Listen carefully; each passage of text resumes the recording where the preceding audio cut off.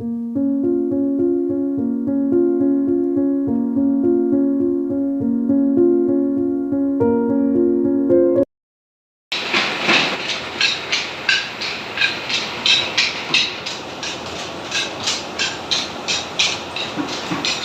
खस्थ' खालामो बिथांमोना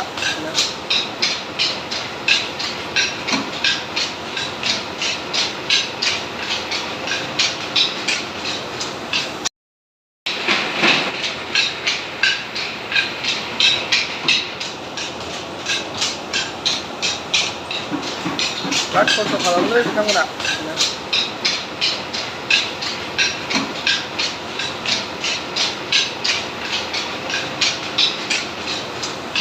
नोंथांमोना बे एड्रेसा जाहैबाय उदालगुरि टाउन साखाथियावनो साबखाथि सकनि नांजाबनाय आरोखि उदालगुरि साखाथियावनो आरोखि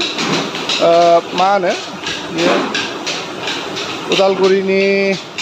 उदालगुरि टाउननिफ्राय जोंहा हस्पिटाल रडआवनो आरो बेयो साबखाथि सक होनो बे जायगाया बेयाव खोब खम रेटआवनो फाननाय जायो बिथाङा बेयाव गुन्दैबो बानायो बियो बे जायगायावनो बे गुन्दैनि मेचिनफोरखौ नुखादों जाहैबाय बेयाव माइ मिल दं नालाय अमाफोर फिसिनोबा नोंथांमोना बेयाव लांफैनो हागौ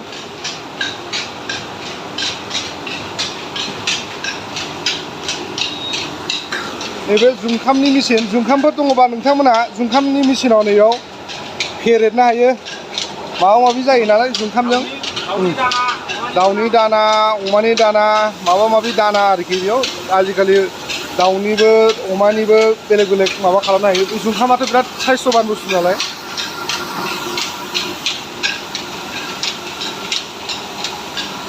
आच्छा बे इन्डास्ट्रिखौ बेसेबो गोबावनिफ्राय माखो एसे बोलादो बेखौ नङाबा सिनाया 2.5 बोसोर जाबाय बाबा 2.5 बोसोर ने औ बे इन्डास्ट्रिखौ सोलिनाया बेवहाय माइ सौवो गुन्दै बानायो जुंखाम सौवो आरो माइरं गुन्दै बानायो रनजित माइरंखौ जोङो 31 थाखायाव फानो अरिजिनेलखौ डुप्लिकेटबो दं नामा डुप्लिकेट नङा सेकेन्ड क्वालिटि दङ माने एसे जनाय थायो बे 28 थाखा 29 थाखा बेखौथ' डुप्लिकेट जाबाय बियो ओमफ्राय माबाया जोसा माइरङा 60 थाखा खम रेटआवनो 80 थाखायाव फानो माथो जों 60 थाखायाव फानो हलसेल रेट आंथ' मार्केटआव नुयो 80 थाखा करि 80 थाखा 70 थाखा 80 70 जोंनि उदालगुरियाव आरो जेनेबा नोङो हलसेलाव 60 थाखायाव होयो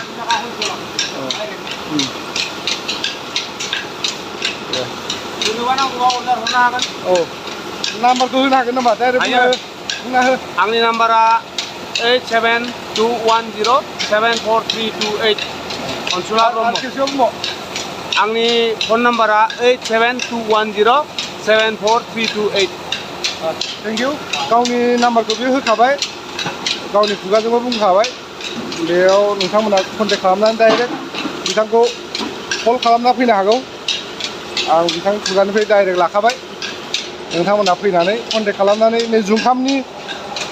जुंखामनिथ' मेचिनफ्रा खोब जायगायाव गैया गायोब्लाबो मेचिनफोर मोननाय जाया बेयाव दङ आरोखि दे बिदिबा रायजोफोर अननानै सोरबाफोर आंनि चेनेलाव गोदानबा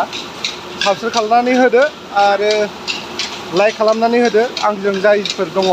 बिथांमोनखौ आङो खावलायहरनाय थाबाय गोजोन्थों गुन्दैबो मोनो नै आं दा दंफैयो अनसुला ब्रह्मनि माइ मिलाव नोंथांमोनाथ' नुगासिनो दङ दा नै बिथाङा गुन्दै बानायो बेयाव गोबां रोखोमनि जेनेबा माइरं मोनो गुन्दैबो मोनो नै दा बिनिफ्रायनो आं दा गावनि खुगानिफ्रायनो माबाखौ लानोसै आरोखि आरो नैबेयावबो नै फिथा गुन्दै बानायो बे एड्रेसखौ आं दा होगासिनो दं लिभ स्टेसनाव बेयाव नै ना नुगासिनो दङ बेयाव मा बानायदों बाबु बियो मा बानायदों अन गुन्दैनो फिथानि ने बेबो कारेन्टजों बानायनो कारेन्टजों गोजा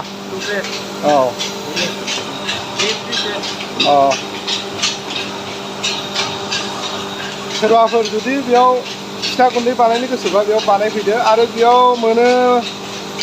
रनजित माइरं खोब खम रेटआव मोनो आरोखि आं दा नै बिनि मालिकजोंनो रायज्लायगासिनो दङ बेयाव कारेन्टजोंनो सौजोबनाय जायो गासिबो दा कारेन्टनिनो माइ मिल दङ बिराद खस्थ' खालामो बिथाङा बेमोन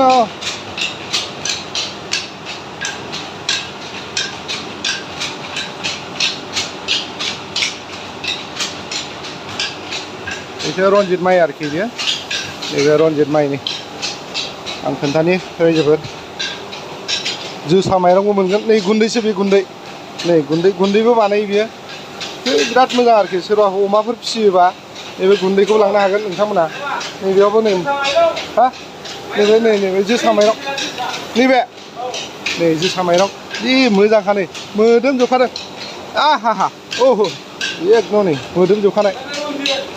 नैबे रनजित ना नैबे ना नै रनजितआ गावनो प्रडाक्ट खालामजोबनाय